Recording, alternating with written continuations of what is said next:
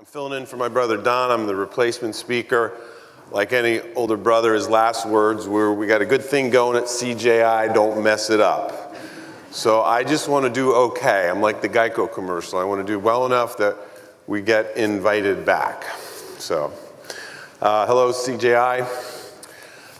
What I'm going to talk about in the presentation, Don typically kind of gives you a little state of the union, what we're seeing in the markets, and then I'll get into the three things that are really concerning us in the consulting and brokerage. So, am I advancing this? Oh, there we go. Okay, so if you look at the 3 years, 16, 17, 18, that we've been presenting here, so 3,000 transactions up from 2,700, that's 10%, 300 more deals, you know, round numbers, 5% a year. Not the boom market that you might have thought of when you're hearing about all the good news in the marketplace. Let's look at, I'll just pick light jets, for example. Look at the numbers, 820 to 893. Again, do the math, kind of okay, better than, you know, 2.5%, 3-4%. But now compare that, by the way, amongst the community of brokers transacting in those airplanes. Let's look at the same thing for ultra long range.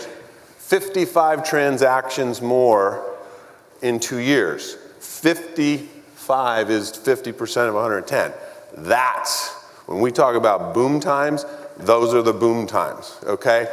Amongst a third more brokers, but still 37 is a very manageable number. So when I talk about the three things that we worry about in our business, I'll give you the punchline to the answer.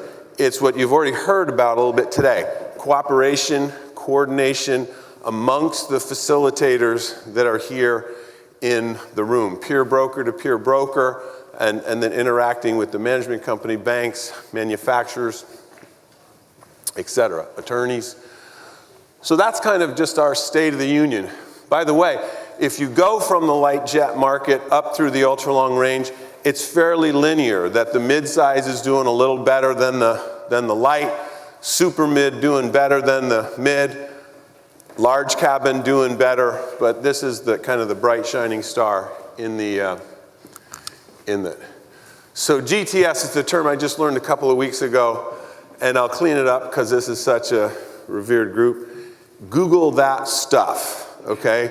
We live in the Google age, as we've talked on and on about. I'm not here to tell you guys what that means, but remember that when Albert Einstein was only a part-time theoretical physicist working in that patent office, which is when he developed the theory of relativity. That's who our customers are. They're ultra high net worth, extremely bright people who love airplanes. Their day job is making enough money to buy them, but what they love to do with the internet is learn about airplanes so that when they're coming to us as their consultant, broker, facilitator, they're very smart already. That's the big change in what I think will be transformational in how we're selling airplanes 10 years from now. We already sell them very differently than we did 10 to 20 years ago, and I think that's just going to continue, and that's because of the Google that stuff age. One of the things that helps the buyer need the sophistication is we're seeing the first and second time buyers start much higher. There's a lot of reasons for that. Let's talk about their first experience with corporate aviation. Now that we have a mature fractional industry, we have a very sophisticated charter industry. We have a Wheels Up. We have VistaJet. So their first touch at airplanes, 30 years ago, it might have been a crappy multi-engine piston twin, and they worked their way up to something more sophisticated. Now, first-time jet users are jumping into well-maintained, new, fabulous equipment. So you're seeing 7Xs or Challenger 350s as the first airplane somebody owns. That's very different, okay? So the other thing is the value proposition. Because pre-owned pricing older than 10 years has fallen so far since 2008, 2009, they can afford much bigger. Who thought a G5 would sell for less than $10 million? There's extremely capable equipment out there that does a lot. Also, look at the other end of the pricing spectrum, the new equipment where new prices have climbed away. A decade ago, besides what was on the drawing board, for what was being built, it was hard to spend more than $40 million, 40-ish, for the most capable corporate jet at the time. So there's just a lot that's happened in the last decade in the GTS age. By the way, Don told me I had no idea the crowd would be this big, or I probably wouldn't have come. So I brought a couple. You can see my props. This obviously water. I get nervous in front of crowds. This is actually a martini. So, especially I'm trying to go fast and leave time for questions. If I get any tough ones, I'll definitely be drinking from the martini. So let's talk about the voracious appetite for information we have. And sometimes we get criticized for giving too much to our clients, asking too much from our sellers and manufacturers.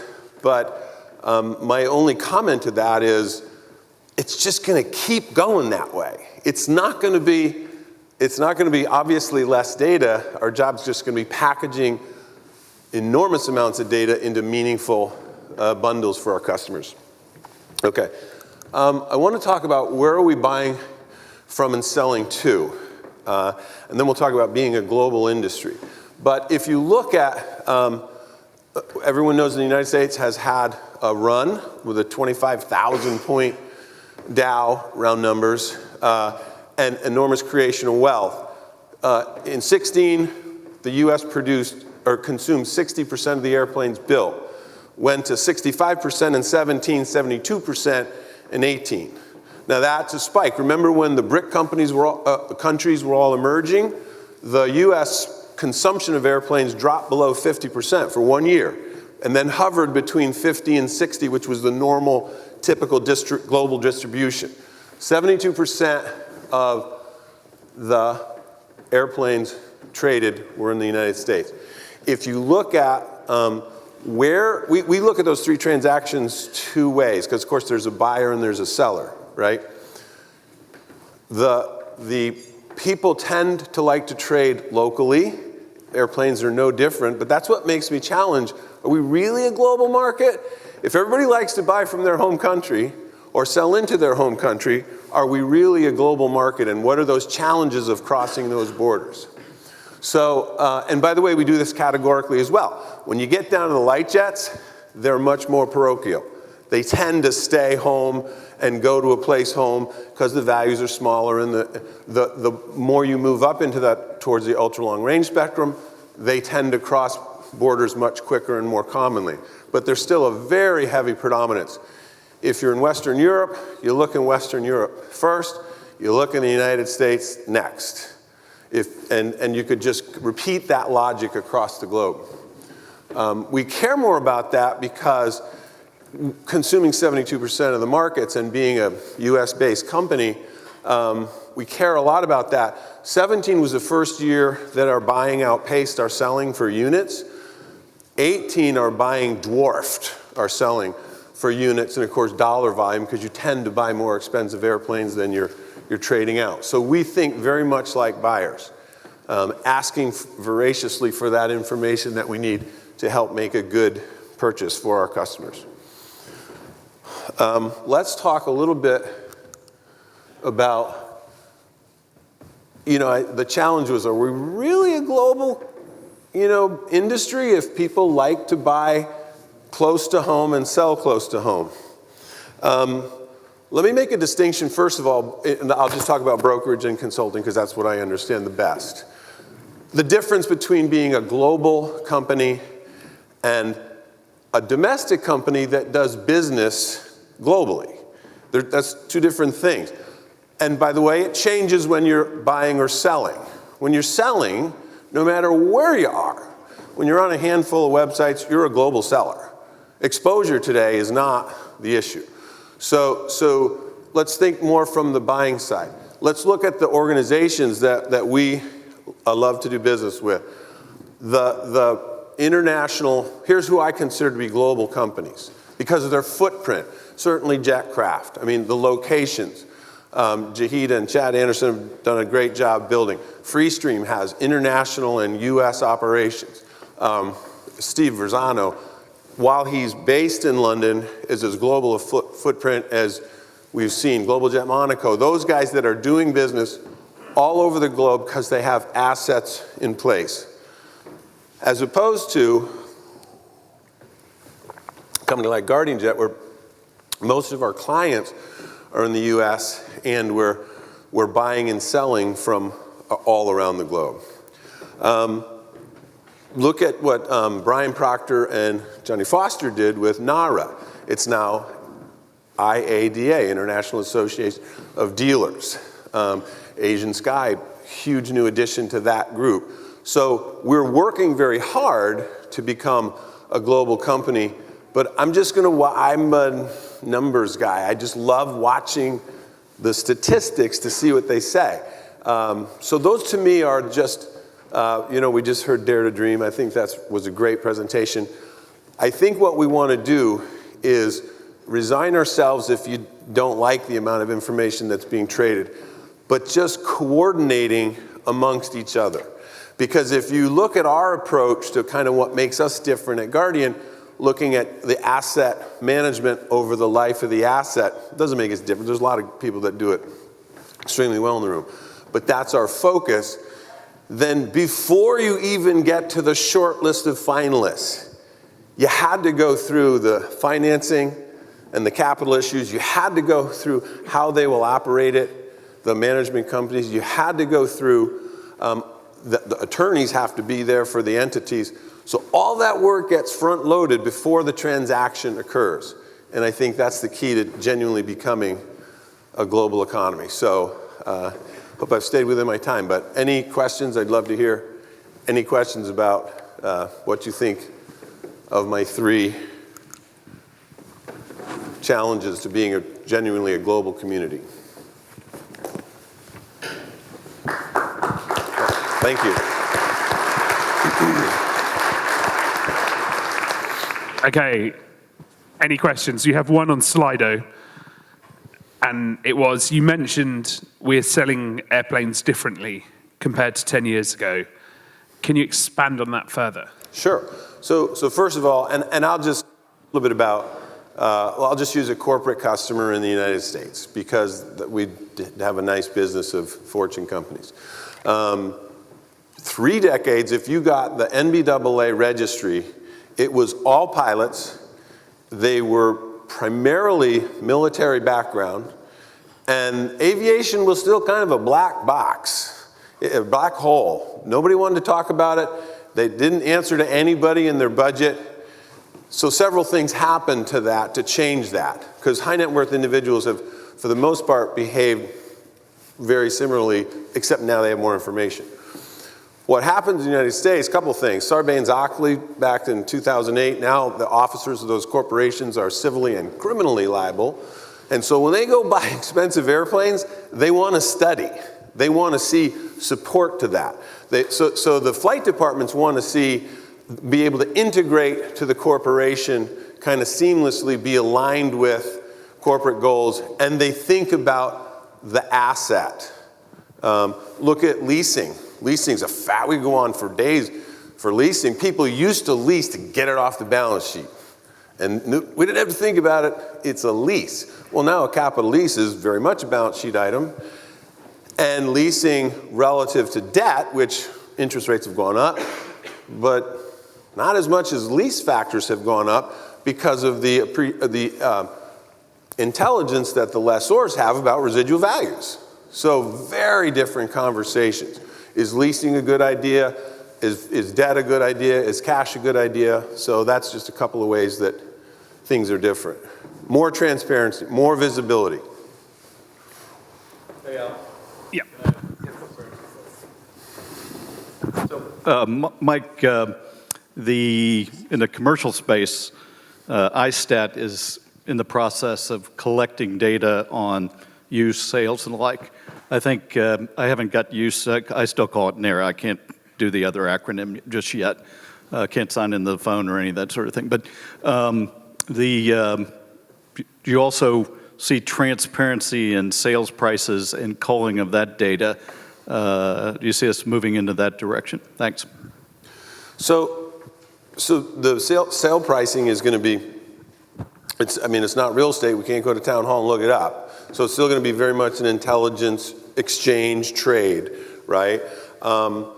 We can be criticized about, hey, we think you guys give your customers too much. If you talk to the escrow people, and by the way, this again will change dramatically from turboprop to ultra long range, where it becomes more sophisticated and more knowledgeable and more transparent. But I think the stat on back-to-back transactions still well over half. So there's no transparency in a back-to-back. So that's hard in an unregulated industry. I'm not complaining about being unregulated. How do you regulate a mobile asset that crosses borders? If you practice law in Connecticut, you pass the Connecticut bar, and you're held liable to that standard. So I don't know how you regulate this industry. I'm not opposed to it. Our commissions might go up. But in any regulation, there is no discussion there's nothing in real estate law that says it's a 6% commission. So I don't know about the sale pricing transparency. Still a very closely guarded or hard to research question. Okay, one more question from Slido. When you've got buyers buying a 10 million G5 or global, do you expect them to move up to a new aircraft eventually? The people who've come into the market in the last few years? So if they were in that category, they probably will stay in that category. Because that's so far from a new G550 or the successor to that, 600, Global 6500, 7, 6, 8X. So you just got such disparity in pricing that new buyers to me tend to be, bless their hearts, I just buy new, and that's just what they do. Or they're value new buyers. When they see near new, because they don't want to get a certain age, older than a certain age, when you see the value proposition in new, then they'll stretch to it if it's within 10% or so, but not $10 million to the price of new equipment. Okay, final question, blending yours and Lisa's. Will the Internet of Things allow us to know how many business jet brokers actually sell rather than what they tell us they sell? Well, selling's easy because you got to subscribe to AMSAP, but so it's not public domain. But I can look up what AvPro has for sale, and I look up every transaction they were part of as a trader. You don't know what they're buying. So when a guy says I did this many units, I can research what he sold. I don't know what he bought. Again, our mix was 50 to 35, and you wouldn't know that. There's no record of me buying 50 airplanes in 2018. Great. Any more questions? Brilliant. Thanks very much, Mike. Thank you very much. Appreciate it.